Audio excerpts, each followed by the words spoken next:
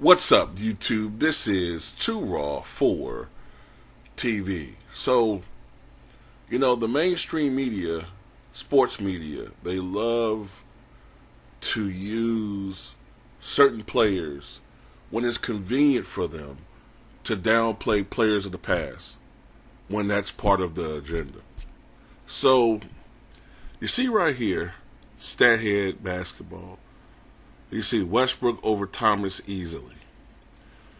And they have games played 1,094, Thomas 979. Now, since when is it that games played is a metric for who's the best center? Because if that's the case, Robert Parrish is the greatest player of all time if it comes to games played, right?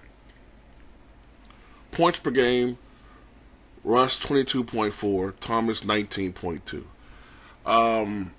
That's not really relevant to this situation, especially considering that Thomas is a point guard, and his heyday point guards were not primary scorers. The only time that point guards were scorers is usually back then when they were on bad teams.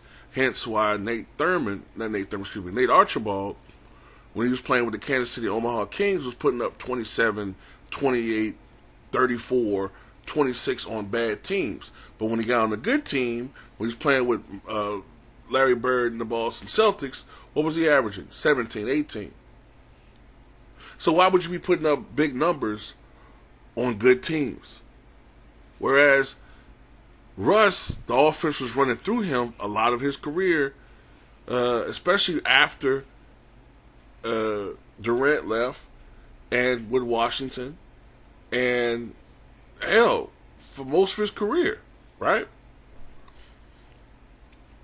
Thomas was facilitating, but when need be, he would score. Rebounds, not going to argue that. Russ is a superior rebounder. Assists, steals, blocks about the same. Now, despite Russ' uber athleticism, he doesn't really average more blocks than Thomas.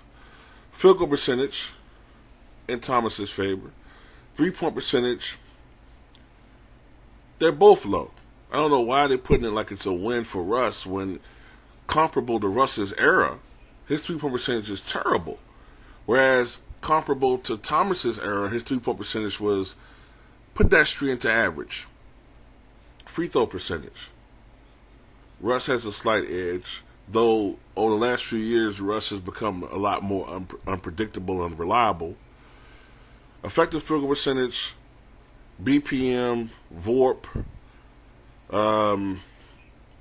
all these advanced metrics are in Russ's favor. But then again, I think with VORP, that's a little bit misleading because Russ often had scrubs coming up behind him, and just a whole bunch of gobbledygook. But this is the main thing. The main point I want to get through. And shout out to the person who sent me this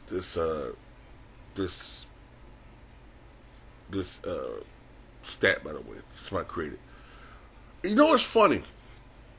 When Russ was putting up all these numbers, the mainstream media always said that, these numbers really don't mean anything. It's just stat padding. He's just putting up numbers, but he can't win.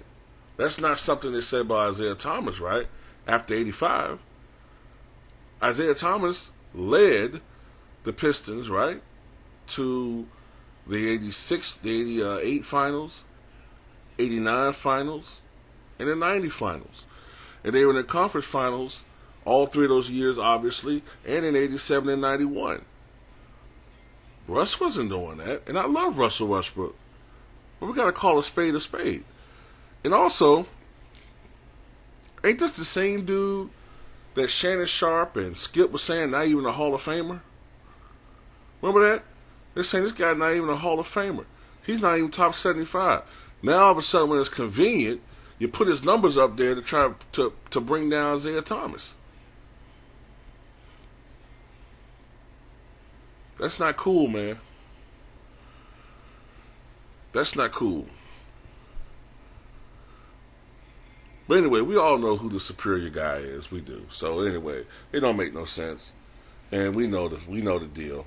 Tell me what you guys think.